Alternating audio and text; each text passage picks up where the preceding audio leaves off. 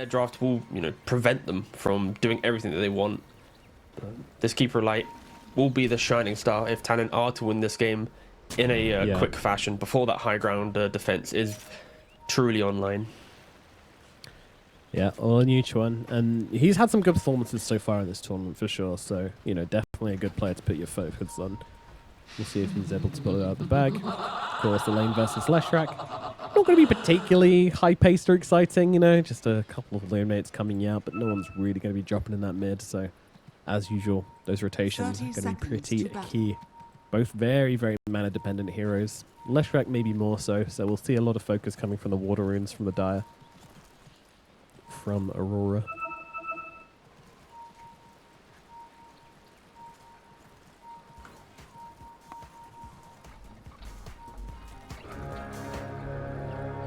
Do you think Aurora gets punished for this double melee lane they've got going on?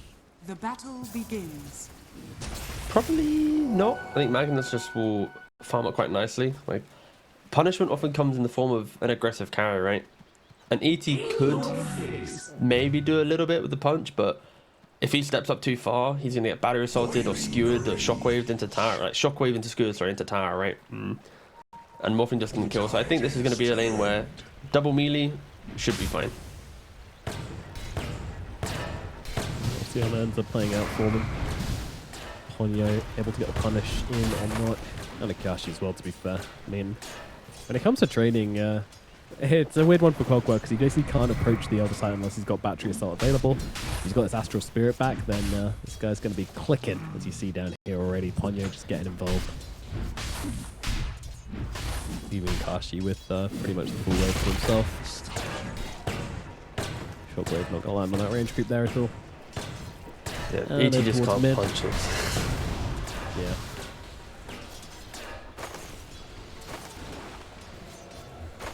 And then we got the Coddle versus Lesh. As mentioned, this should be a pretty unexciting lane in all for all intents. It's Coddle. He's going to get the creep wave low, he's going to illuminate it, and Lesh is just going to lightning bolt it out. Lightning storm it out at the very least. All about water runes up here, replenishing that Leshrac's mana. Coddle doesn't care about them quite as much, but still needs to make sure the Leshrac doesn't just get double water runes or anything like that. Maybe some supports coming in to try and put some pressure on him that way. Very rune-dependent hero. And top side, it's called WS on the Doom, Jokam on the Hoodwink versus the Medusa Abaddon lane. Extremely defensive lane here from Aurora. I'm not expecting them to get a whole lot done here, but maybe with a couple of mana snakes, can start to get up a bit of an advantage. But Doom's just going to be Doom. He's just going to farm himself up.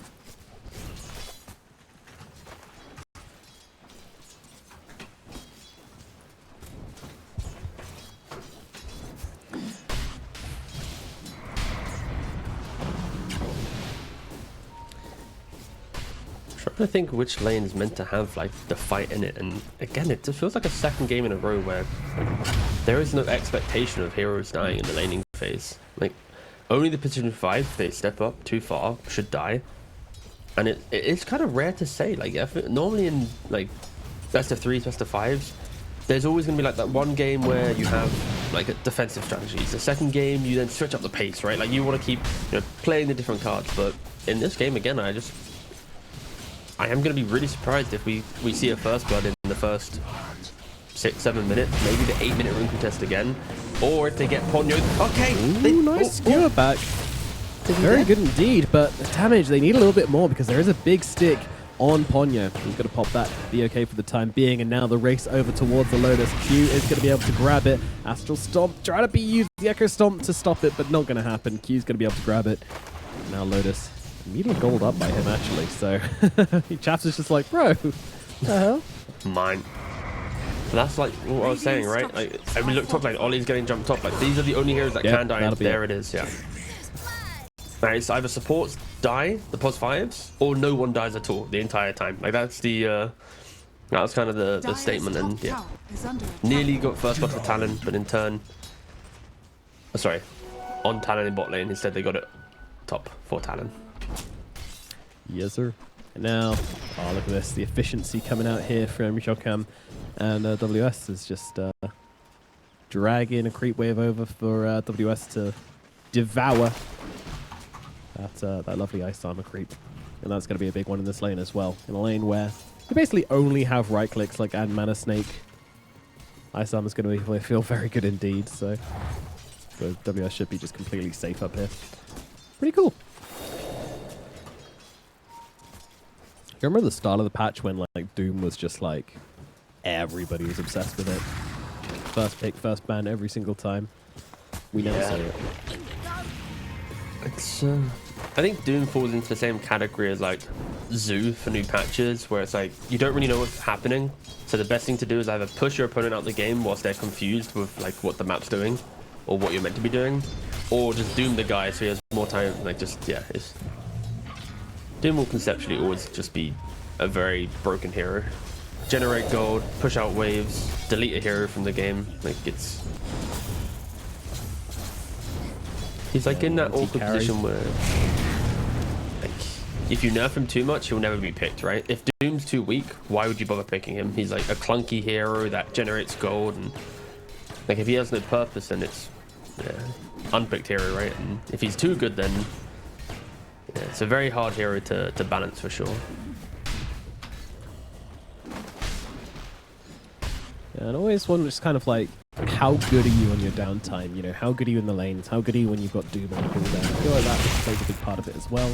Can you do more in a fight than just dooming somebody, or can you actually go in and cause some disruption? And in its current iteration, like he's very good at causing disruption. Scorched Earth, strong ability. I think I prefer, especially with Talon, a little bit of poke going on to Ponyo, but skewering him away from the battery assault as it was fading off. No, I think I prefer the current age of Doom because like being able to buy Shiva's Guard for the team feels nice. Like you're providing an aura, you're amping up other people in your team whilst also mitigating some healing. Like the old Doom where you go like me go Midas, me go BKB, you know, it's like sure you're getting all this gold, but it's just like selfish gold where if you don't connect on the Doom it feels bad. I think Shiva's bridges the gap a little bit for the hero where he doesn't mind fighting without a Doom because he knows he can blink slow, blink everything Shiva's, and yeah. No, I do like that position. Maybe Shiva's will I say in the next patch, really she had one last night, but in the next patch, guys, alright. So when is Reddit gonna start predicting that one? Mid-April, everybody.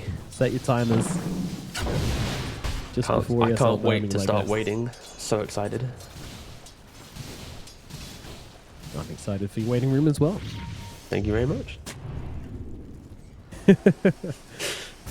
They get concerned about you just counting beans or whatever. Yeah, I went damage, and Ollie is going to be dropping for this. Enough does get away with the regen rune, but maybe not worth the life of his support. Good rotation in from Talon. Yeah, 2,000 gold lead. This is them just utilizing the fact that they do have the damage in their draft compared to Aurora. A lot of defensive tools scared into the game for the dire side. So for Talon, they need to sort of poke around the map. That's why he went for the boots of travel straight away. He didn't bother going for the vessel rush. There is a dispel on the Abaddon. Doesn't side lanes. Is gonna drastically improve the types of fights that Talon can take, and I expect it only to get harder for Aurora to play the map potentially. Q hits level 6. Now he's gonna be hunting with the hook shot. And as much noise as they create, it will allow Morphling just to farm up in the bot lane. I am expecting some pressure to be applied to this Medusa. There aren't any major stacks on the dire side for this Medusa to go farm to, so if they're able to shut her down on the top side of the map, it's not like she's retreating to triple quad stacks. That's going to bring back her game.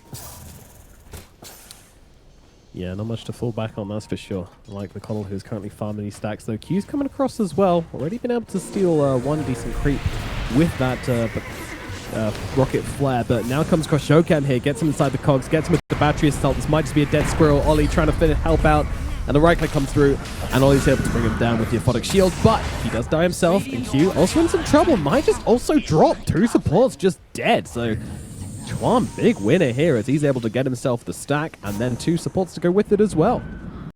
Beautiful. We'll apologize, stream. Already. I meant to say hoodwink, not clockwork earlier about getting the levels and breaking the map, but yeah, it's fine. I'm sure no one is going to pick me on that I one. think everybody knows that hoodwink. I was staring at clockwork when I was thinking hoodwink. It was a real test of my my abilities, and I failed miserably. Well, why do we fail? To improve and to learn. Yeah. Yeah. Wow, we really should be motivational speakers. You should. Yeah. Kayak being built by the Leshrac again gives you some idea of the way Lorinov wants to play this one. Farm, farm, farm. Hit some towers if you get the chance, but otherwise just farm up a storm. It's the aim of the game.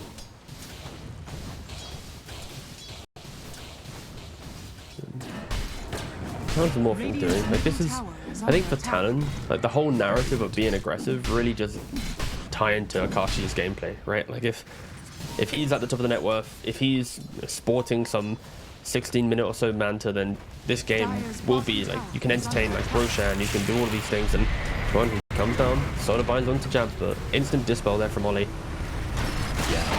Hookshot though. Counter here, and now the hookshot comes through onto the Cuddle. He's in not a great position, but at least he's not under the tower. Akashi's just going to farm up some cogs during this as well. Now waveforms out in front of Lorinov's face after they do get that tower very, very low. So Talon's just kind of playing around with them, playing with a lot of confidence here. Nice to see after such a long game where, you know, you might expect their confidence to maybe be knocked a little bit, but Doom I feel good about this game. And now there's a Doom up on the top side. I mean, not really getting a whole lot done though, has to be said. Very underwhelming Doom, but Ollie's going to be the one who goes down instead. I think that's the thing, right? The Photic Shield and the Mist Coils coming out to the Medusa to keep her alive during the Doom. It's going to cost the Abaddon his life. Tower is under attack. I mean, he won't heal up during the Doom, but Actually, doesn't. Yeah, he just needs to. Technically, dooming Medusa is not great, right? Because sure, she doesn't heal, but you can just give her mana, right? And mana is kind of healing. It's kind of like a that's true. topsy-turvy one to go around here. Also, Mist Coil is surely completely useless for healing a Medusa, right? Yes. Pretty weird. I mean, technically, it interesting, is he's one of the still got most Mist Coil effective built, heals in but- the game, though, right? If she has no mana, that's like one Mist Coil is like 50% Whoa. HP. How often can you say that for a hero, huh? Hmm? True. That's Yeah. why. If you just think about the numbers, it's one of the best heals in the game. Once you actually get into the reality of the game, it's pretty shit. Just ignore the real world logic. Yeah. Radiant's top tower is under Oh, attack. and keep it like he is going for that 4 stuff that we were mentioning. It is going to be, you know, pretty critical. We have seen that Aurora don't have any damage in them. It is interesting to see that they have really adopted this sit back and farm mentality. Maybe their brief stint on the international stage has inspired them to kind of copy some of the tactics of, you know, X-Tundra, Falcons kind of stuff, and Soul Bind, Blink Out. Very ambitious. Yeah. It's not really a play to get a kill. It's more just like a get out of here, Magnus. Let us take your tower. In making sure he doesn't deny it or anything like that. And yeah, they'll be successful in achieving that. Lorinov waiting on the sidelines here. Got himself a bottle full of a shield room here, so definitely not a Leshrac you want to fight into. And Ponya, yeah, he's very much realizing he's dead and just trying to stop them advancing on his team too much as he goes down. That's alright, but yeah, Akashi so rich. WS as well, absolutely bulling out of control. Midas on the Doom, by the way. So they're just in like a drag race of farm right now. Yeah, and I think for Talon at least, I don't mind this Midas because he looks towards his Morphling, and like, when I was mentioning that Talon want to be aggressive, they like the idea of breaking Aurora, but they still can't do it because of the Morph and Doom, right? These two picks are somewhat anchors to their ability to be aggressive, where they can do it in moderation, but it's not the same as like a Centaur gets blink and you go. Like a Brewmaster has level 6, you want to kill stuff. Like, this is very much a, you get your one objective, you reset, you be efficient, and once that efficiency hits its like maximum mid-game potential, that's when you just stop caring about anything and you run at your opponent. And yeah, I think this is a Midas that it feels good. Because, yeah, Morphling is, what, how far away? About 800 gold away from his Manta. Once he gets that, then one more item and probably go time. I'd expect they can never really go Roshan early on, I'd say. Like, there's no easy approach to doing it other than everyone locally hitting it for like a minute. It's gonna be another chill farming game. Yeah, no, yeah. A little bit more aggressive potential than last game, but when it comes to actually breaking objectives, it's not gonna happen easily. Not into a Blink RP Magnus, not into a Medusa. A bad in there to heal up his teammates as well. Like, yeah. Structured 5-on-5 team fights. Like, Talon are gonna have to feel very far ahead to really be able to bring Aurora to the playing field. All right, so here's a quick question for Twitch chat whilst we're farming. Do you prefer metas where it's high skill decision making and farming, or just go fight?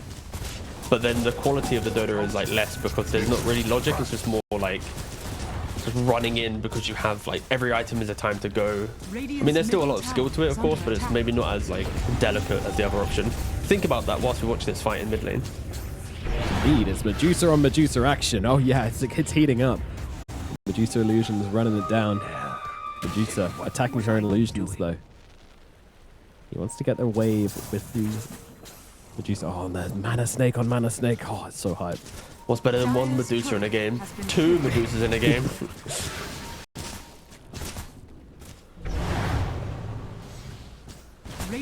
Wow, incredible. I said fight middle. It really was just the furthest from that as possible. Keep the tower alive. Keep it alive. Well, it's now in deny range if they do want to take it out, but honestly, I think it's better to try and keep it alive for the time being. Tell them they are the team which are ahead, and they would like that TP point available for them. Yeah, they don't know no tower just yet. TP's down to the bottom side. I mean, if you find the entry point onto Jabs, then maybe you've got a fight, especially if you can throw down the Doom, which they do immediately from WS, just throwing it down, and the team coming in from behind as well. Akashi is here. There's an Aphotic Shield, there's a Bavis coming out onto Jabs, but it won't be enough to keep him alive. They will get the kill onto the mag. And this is going to open up Talon's map even further. Now, there is no Blink RP on the board for another 30 seconds, so Akashi's going to feel free to just run down some lanes. With that, he TP stop. Coming out. Yep. Medusa, she's been scouted, but it's not really a viable option for them to bring her down. She's just too tanky. You can feel how awkward 200 mana it is for Talon, right? Like the fact that they cannot, if they are to doom the Medusa, let's say it's available, they doom her. What stops them from like the hookshot reinitiate, the mag reinitiate, the Leshrac kind of running in between them? So I think Talon, they are very much respecting this Medusa, but it's to the point where she's now not shut down at all. Like at no point have we seen, other than that one doom on her top lane, she has 200 CS at the 18-minute mark. Soon to be Diffusal. When she gets Disperser, if she is to be jumped, she's going to be able to easily, you know, dispel herself and run away. Like it is my one fear for Talon right now is I was expecting them to maybe find at least one kill on her at some point, utilizing Hoodwink, Doom and Kotal in some capacity, but they decided not to use their resources in that way. They've opted for just kind of like wider farm across the map, poking themselves to at least annoy the Magnus just a little bit. And yeah, it'll be something that Talon will have to overcome as they enter the mid game now. Both teams, I think, pretty content with the state of the game. Of course, Magnus, the most starved of all the cores, and luckily for Aurora, though, it's a hero that can play from behind. He's about to complete his harpoon, his Echo Saber, not harpoon, sorry, and continue scaling up. Yeah, it is that kind of thing though, where last game, you know, you had that Doom threat onto all three of your cores. Now, you've only really got the option onto two of them. Like, I feel like you never really want to Doom the Medusa, as you mentioned. You know, you're not going to really do any damage to her. You can still, like, regen her mana. You know, you only prevent healing. You don't prevent gaining mana. So, it feels like a bit of a waste. Like, sure, Stone Gaze is annoying, but it doesn't really give you the most value out of your Doom. And that spell is about the damage aspect these days. Would you agree? Yeah, I agree. Doom. Gonna Doom the non-Medusa heroes. We'll see. I mean, maybe just throw down Stop Stone Gaze in some fights, honestly, though. Like, there's a chance. We'll see what he decides to do. Is that counter complete on Morphling, though? That's... No, it's not. It's a TP. I saw his Kuro coming out. I was like, oh. My bad. It's the opposite. Dire are are scanning. But Aurora, Yeah, they're the ones quite smoked up. right now. They're They're looking looking for on the Aurora, go- though. go- I mean, Ooh. Connell He has would be an 4-star fuels, amazing though. target, but yeah. Oh, I think he's run the Hook wrong shot? way here. Oh, they hook shot onto another target, though, so Tron's actually going to be able to get down the backline. The Doom comes out onto Jabs. WS finds him again. Huge catch from the Doom, and that's going to stop any chance of of RP coming out. Baden trying desperately to keep his Magnus alive and might just be able to do it. Jabs does survive through it for now, so a chance of him blinking in and getting off that RP as Lorinov just runs down Ponyo on the side. Now looking over, back towards Q. WSS being blasted down by the Medusa, by the Leshrac. They've got the damage in. And Akashi, he just needs to leave right now, but the RP is there. Jabs comes back from the dead and takes out Akashi. And that is the Abaddon pick, paying off massively to counter out the Doom. No, that was just incredible stuff there from Aurora. They're the ones to initiate the fight, and the fact that Ollie was able just to free cast all his spells, just multiple aphotic shields onto this Magnus that got doomed up. Sure, Talon, they find the reinitiation, but where was the follow-up from themselves? There was nothing. It was, you know, Morphling was late to the engagement. The Mag just walked away, and yeah, like you said, you cannot heal through the Doom, but you throw the damage barrier on top of that, it is going to eat up valuable time that Doom just ticks you down, and ages go in the way of Aurora. I think Talon will be kicking themselves just a little bit, because it kind of felt like this was their window to be the aggressors, to take the fight to Aurora just a little bit, but they haven't cleanly connected on some of the fights recently, and Aurora showcasing their tankiness now. Yeah, it hurts a lot. Like, it needs to be cleaner than this. Q does get blasted out. That's the power of the Hoodwink. Akashi coming in just to claim the kill. Ooh, this is pretty filthy. Clock's rushing the Lotus. So now you're going to have double Dispel. So Solar Bind will be pretty much a non-factor in this game now. The Doom potentially might just do up himself. So both supports on Aurora just really just going to be just enabling the cause that just being even more survivable. Solar Crest, yeah. Completed on the Abaddon. Like, it is exactly what you want though with Medusa. Like when you have Medusa on your team, you need to treat her like the carry that does it all. Her item timings can be devastating for her opponent. Like you get a Disperser, you can take a fight. You get a Butterfly, it's incredible. You get a Scardy instead, you're tanky. Put a Solar Crest on top of her, now it's the additional attack speed that she might be missing because she went for like one big item rather than cheaper items like other cores do. Aurora, sure, down on kills, down on net worth, but it does feel like the game is slowly trickling the way that they want it to go. Kind of reflected by the graph as well.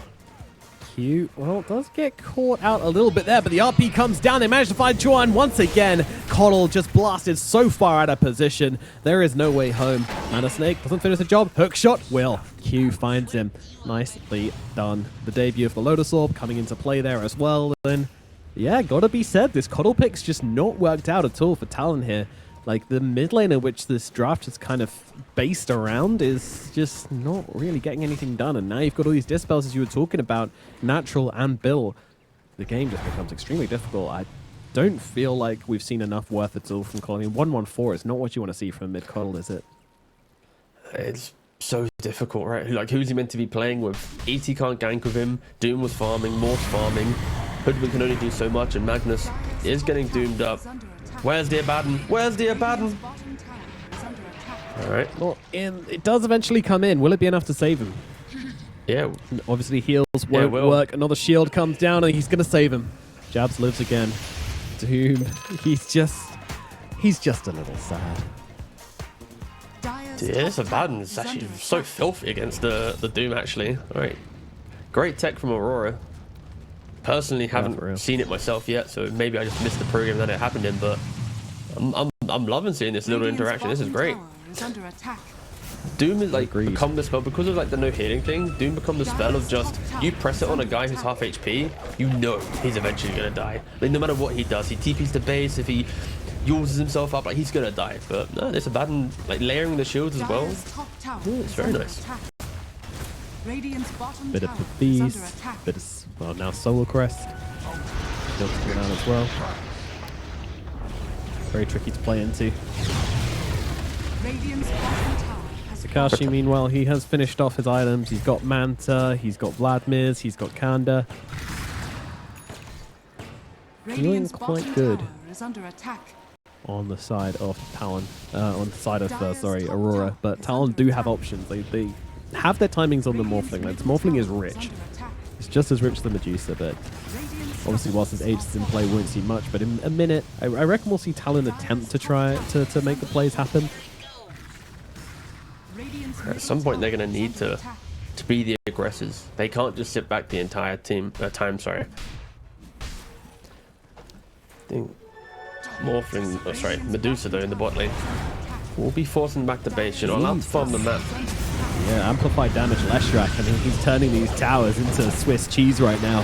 Lorenov has to back himself away though as the bushwhack does come down, but of course, shields out, Soul Crest out, heals out. Lorenov, Aegis in his pocket, going to be absolutely fine, and the tower does go down to Diabolic Edict regardless, so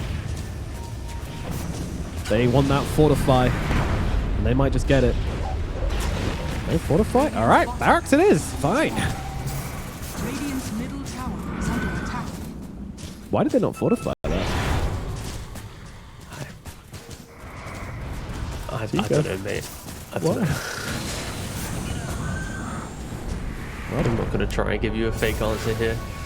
Talon are under pressure, or the buildings are just falling. Like, I don't think Aurora just scared to go in. Like, they know even if they connect on a Doom, they find the perfect Doom. They just, what's the follow-up? There's going to be abandoned saves, clock reinitiations, and I think for Talon they're just maybe squandering their ability to take any fight. Maybe overthinking it just a little bit. Now they smoke up. They want to find someone on the retreat. Here it's awful. Was trying Max TPing out. dodge out the hook shot, blink out. Mana, Snake's gonna grab. Oh yeah, on the backline, they've actually started the fight. RP comes down onto the Morphling, but Morphling has got the strength morph going, so he's gonna be okay for the time being. Now looking on to just force out of the fight. Actually, doesn't want to overcommit to this one anymore. The Doom is just in such an awkward situation again, like another really weird fight for Talon, which we're struggling to put together. Now they jump forward, they get the Doom out onto the Leshrac. Leshrac immediate BKB heals.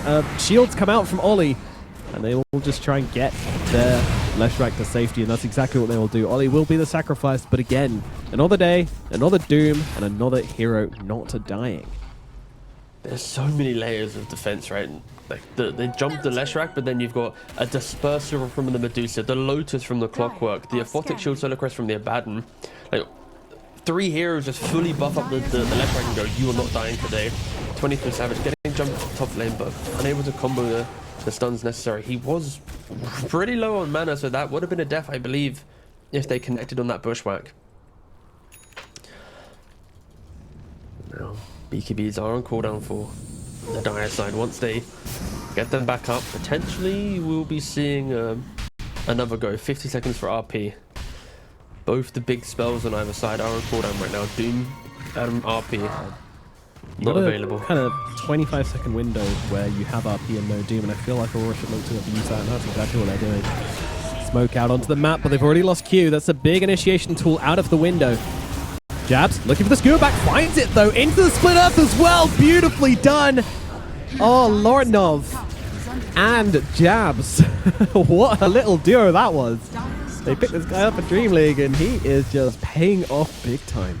And this is not the first time they've done this combination. Throughout this entire game, 3, 4, 5 times in a row, the skewer into the split earth has been impeccable. They're hitting it like, it's just a beautiful combination, and the communication required for that one. Of course, natural instinct, but Lorenov really showcasing his ability to play at the highest level here in the region. Yes, sir. It's his 4th Leshrac game in a row today. And he's still looking crisp. He's looking fresh. Takes the sharpshooter to the arse. He's going to be right. Fortification now down, which means this range barracks up for grabs. And this is Aurora doing this whilst Roshan is like hit its min respawn. This is a really confident move out from Aurora. But will they be punished for it? Doom's out onto the Leshrac. Ollie's got to be there, throwing the shield, but he's just not able to get in range. Leshrac might just get blasted down. Shield is out. Is it going to be enough? It is! He saves him again! Oh, that's getting ridiculous. Nice jump skewer back from Jabs once more, finding the key target. Huge RP landing onto the 2 of them as well, catching out the Morphling Akashi. How'd he end up in there? I don't know, but he's taken so many hits. Here's Skadi Medusa tearing him apart. 2 dead on the side of Talon. Aurora They are just outplaying them in every sense of the word in Game 2. As much as people might want to start praising the Magnus and Leshrac, but Ollie is the hero of this game for sure. The constant aphotic shields preventing Doom from killing pretty much anyone in this game, paired with the mechanical skill of everyone else, just popping off in the fights. And I have no idea what Akashi was doing there. They're on the retreat, Aurora, sure, but you're waveforming into the middle of an RP. Coincidence potentially, but that is not the fight you want to take. 23 Savage, he walks to the mid lane. There's nothing stopping them from taking their second racks of the game. Tier 1 and Tier 2 is preventing Mega Creep's contest potentially after here. Well, it is, but what can Talon do? 20 seconds on the Morphling. Might be enough to force them back. Range Mark's taken. They'll have an advantage in this lane. Big one. Enough for the passive pushing, and yeah, they're going to accept it for now. It's for a time. Okay. Yeah. Discipline being shown from Aurora. Like, that was the type of moment where, you know, you could overstay your welcome in some games. Doom's on cooldown. Most things are on cooldown. But instead, they reset. They know that this is their game to control, to dictate what happens, and it's Talon. They're the ones who are feeling desperate. Only 18 kills in the 31 minutes, and we said in the draft that Talon, they're the ones that need to probably be the aggressors to try and open up the map before Aurora become this unkillable ball of just mass that they have become. So many layers of like also Clockwork 24 stuff, right? It's like you've got Force Lotus on the Clockwork, you've got Solar Crest, like we said already on the Abaddon. It is so much and this to is deal post with. nerf Leshrac as well. Like, you know, they completely nerfed this here in the last patch by taking 5 damage off his level 20 Pulse Nova damage Talon. You mean which, the you know, last patch, right? The C patch. Oh, We the did have D a patch. patch. Wait. They took 5 damage off the Pulse Nova damage Talon. Oh, it was one that. Yeah, I'm yeah. making a joke, by the way. This is not serious. No, I know, that's fair enough. I feel like it's like to be informative. And Leshrac Not knows mine. Fair enough. Off you go. Sorry. Finish your joke now. I'm sure it'll still be really funny. My apologies. Yeah. No, it's a nice contrived punchline. I really enjoy. Could you just explain the joke one more time, though, if that's okay? Yeah, I'll break it down into points. Maybe give you a PowerPoint presentation this time. Thank you very much. 32 minutes in. Aegis on the Medusa. Aghanim's even picked up as well, so got a nice bouncy Mystic Snake coming out. Turn him into stone.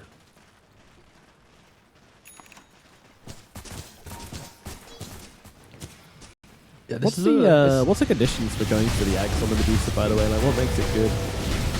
Just any consistent single target spell that people like to throw into heroes. It just prevents them doing that with ease, right? And there's That's a shot though. The Scepter is the turn. Yeah, but like when you buy Ags, you always get Scepter, right? So like for me, it's like you buy the Ags because you know you want your Scepter to be in play. Oh, I see. Yeah, 'cause the reflected snake turned into stone. So just to clarify, the It's a Ags is the combo thing of that the allows two. your Mystic Snake to become the stun. Your Shard is when someone targets you with a single target spell, it shoots out a snake, and if you have the Aghanims, it then of course turns them to stone as well. So for example, like say Morphling, if you're adaptive striking the Medusa, you get turned to stone. If you're trying to morph, you get turned to stone. So there's like a lot of small spells to like keep it light as well. Like if you want to cast something onto Medusa, you're going to be turned to stone.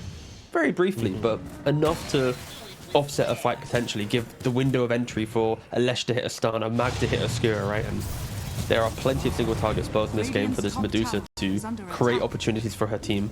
Like she doesn't need raw damage. There's a Leshrac in the game. There's Mag in power to give her a little bit more, right? So I think this is a nice game for her to go Aghanim. I mean, they've really abused Talon's desire to use single target abilities, you know. Adaptive Strike, Solar Bind, Doom. The big spells in the game are all single target, and that's going to be really tricky into this Medusa build, into the Clockwork, just rushing that Lotus Orb, you know, into Abaddon who can just heal people up as well, throw out shields, like... I love this answer, Aurora. The plays, the builds, like this is looking great for them as Jab's immediate blink away. It looked like he was under the cover of that Shiva's, but he didn't give a damn. Blinked away regardless. Might have had a bit of damage shield on him, and now hook shot in from Q, forcing back the Elder Titan. A nice kill to start things off for the side of Aurora, but Ogre Totem going to get him away to safety with under the cover of the Glimmer Cape. They won't be able to run him down. Aurora, look at this. Eyes on the prize. They just want to keep the pressure down this lane, get the Tormentor. They know what they came for. They do have a quick wave behind them. Aurora wasn't able to skip that in their retreat, but they have skipped what wave? So potentially for... will they go for it? Roshan? Super long respawn. Look, they still have it. Smile. They still have Aegis for 2 minutes. Yeah. Radiant's top tower is under Processing the information. Aegis for 2 minutes.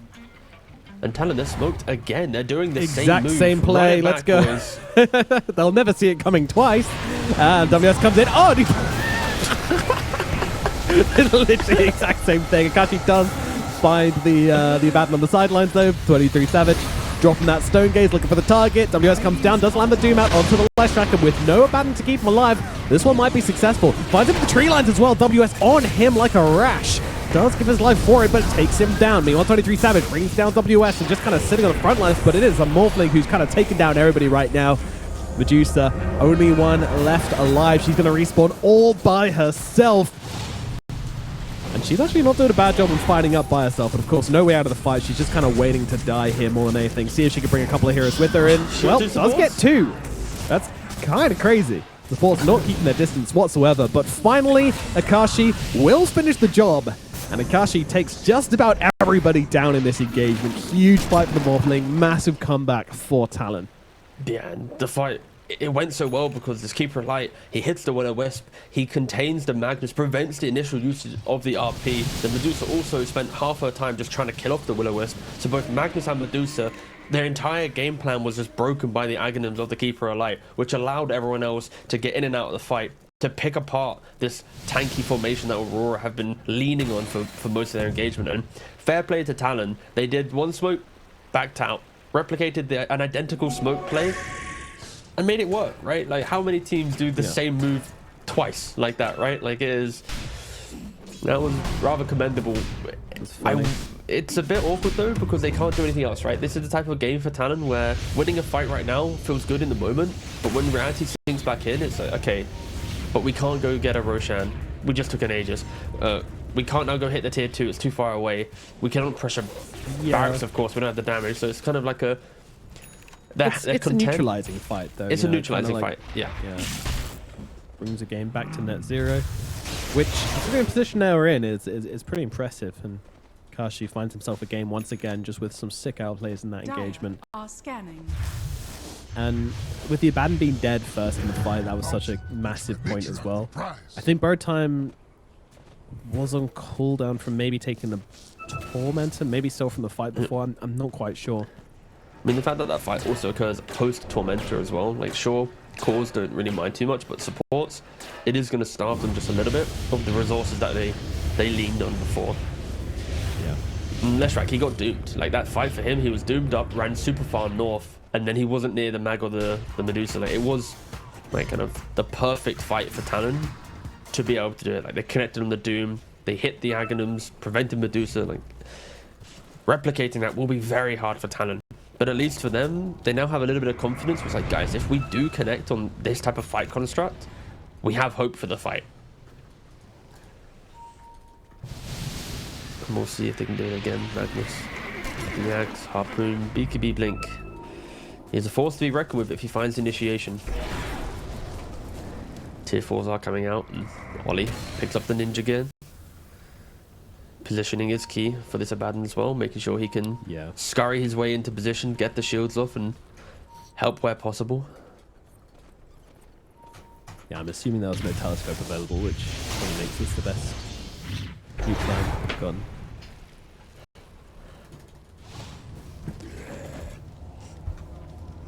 Mid-Rex. Meaty does stand bottom for the taken. So it's all about to deal with now. group waves, We won't see a fight until Roshan's back, I believe. Short or long? I'm gonna go minute 30. Respawn time.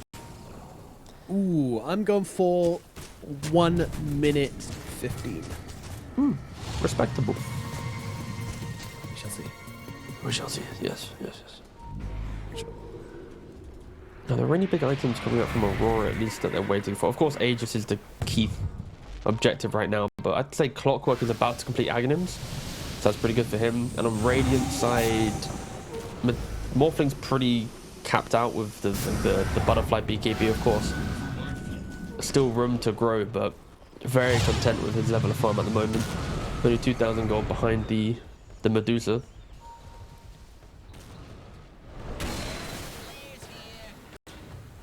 Four seconds left for Roshan to show us when he's going to respawn. Like in the early game for the 2 Morphling, minutes or like for the 54. first. Ooh, wow. That's like a long one.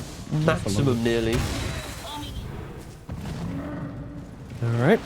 Going to be a bit more farming, but of course both teams going to start to make their way towards the bottom side of the map and start to get down some vision and stake their claim to the area. Magnus finishes off that Aghanim Scepters, who's now got Harpoon and Ags. I find it interesting that Magnus is often seems to go for both Harpoon and Aghanims, but I guess that makes sense. Magnus is just really good. It allows you choice of how you want to initiate, right? Like, do you want to go with the stun initiation and then drag someone, or do you want to horn toss one guy, but then you can like Harpoon one, horn toss the other? There's a lot of options for him to utilize, right? It's when your entire job is to grab the hero, it's nice to decide which one you want. Radiant are scanning. And keeping with the Aghanim Scepter as well, so he's going to be firing out mad rocket flares throughout the start of the fights and possibly during the fight itself. Usually we just see this being used to just spam the map with rocket flares. No one really cares about the other aspects of the Aghanim Scepter, to be perfectly honest. Aurora, they're smoked up. They are trying to play for Roshan. It is going to respawn on the Radiant side of the map. They are here a little bit early, but it's always good to be the first team at Roshan. Set up your vision. Prepare the area. Both teams, of course, desperate to get this Aegis.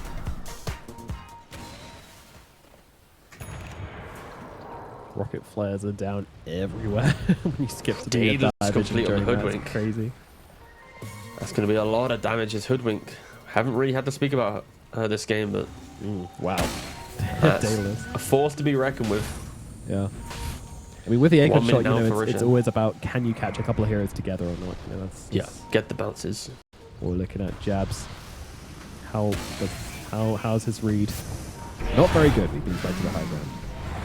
Doesn't want to just force something for the sake of forcing something here. They have the better position on Aurora. You want to force them to come to you.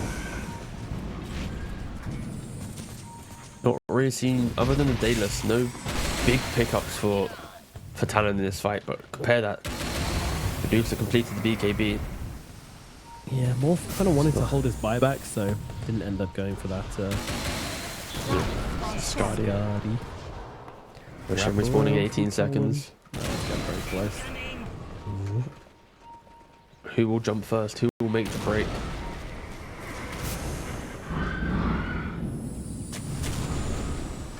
These rocket flares don't mean a whole lot when the entire enemy team is small. Found Medusa. They found the left track. Yep, they managed to get the Doom out onto him as well before he gets on the Pulse Nova, so won't really be able to contribute much, but the RP is pretty damn big. Holds back WS, holds back the Morphling. Morphling turned to stone. Medusa trying to deal with him. Can't do enough damage though at the time, but put to sleep by the Elder Titan and allows the Morphling just to disengage with the waveform. Ollie getting very low, and the oh my god, the Acorn shot from the Hoodwink almost takes them both down. WS trying to jump in and finish off Lorinov here, but Lorinov's got the BKB this time around. Turns around and blows up the Doom. Doom, immediate buyback. This one is Morphling fighting over 23 Savage over on the side, but once again, another Indian Spider thrown down onto 23's face, but he's going to kill it up. Oh, quick Doom out. Blink out from the Doom. 23 just holding his own. Still plenty of mana to work with on the Medusa as well, so not worried at all about Talon approaching. And Talon, they poke, they prod, they die, they buy back, but all in all, it's not enough to break Aurora this time around. They'll hold their ground, they'll get into the pit. Talon, they're not gone yet, they're still hanging around. Jokan is here with the Acorn shot as well. Big damage ready from him. Aurora, they're instantly leaving the pit. Magnus, grab someone. Skewer back big target. Yokam, he just bought back and he's dead again. They try to save him, a hook shot across from Q as well. Beautifully done from the Clockwork, messing with Juan, locking him down, allowing Lauren over 23 to come in, deal the damage and take him out. Now disperse the forwards from 23. Akachi tries to jump from the sideline, stealing that Medusa Palm, trying to deal damage, but Snake doesn't bounce. So he has to just kind of try and fight up, but the Magnus comes in, taking down Akachi. Akachi's still alive for the time being. Jam's actually the one to die instead. Akachi does so much damage, but now out of mana, running out of health. The Morphling might finally fall. He does. Buyback available, but without your teammates, it doesn't look like it's going to happen. Finally, the Roshan might be going the way of Aurora. Could there be a potential for them to just run into the base right now? They are looking for Roche, but Roche ain't looking for them. He's changing house. I mean, I think this is pretty good, right? You wanted to go to Dire side, get an Aghanims. I take that every single day of the week. Why not? True. Who wants that stinky banner? It's ugly anyway. They just don't have the damage, right? These fights. Sure, you kill Ollie off at the start. He buys back, but then he's straight back into the fight. He TPs down. He runs in. Medusa, she finishes the engagement practically full mana, full HP, of course. Like, there is nothing stopping her from free casting the entire time. Who is going to take the Axe, though? Clock already has one. Mag already has one. Give it to no, it's not really good for Ollie. It's okay for Ollie. It's not. It's like good for Ollie to help Mag and Leshrac.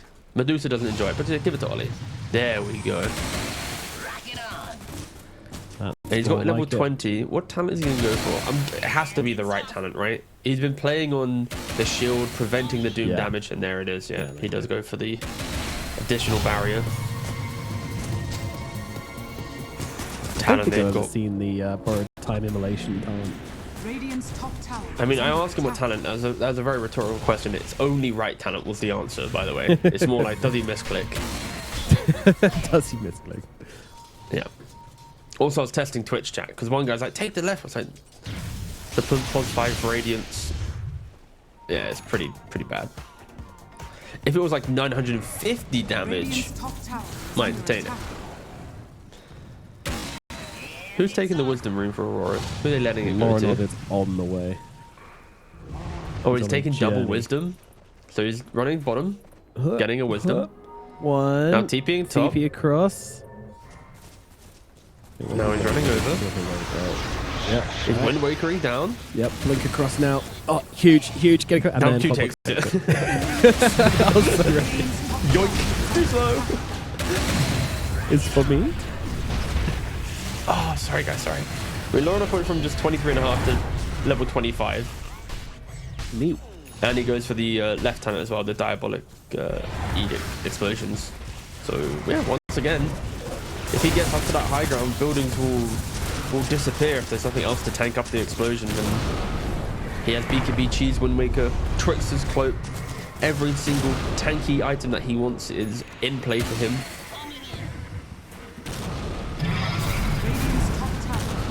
Extra Diabolic Edict Explosions. Such a good talent. Wind Waker's out, doesn't want to be caught inside that Will-O-Wisp. And goodbye. Tower starting to fall. 23 under the cover of this switch. Oh, they managed to catch out the Doom! What a target! Up he comes out. WS just being absolutely smoked right now. No help coming for the Doom whatsoever. No buyback available if he dies here. And that is going to be the case. 23 completely out of mana at this point though, but the Snake can come back and help him out just a little bit. Shotgun comes in.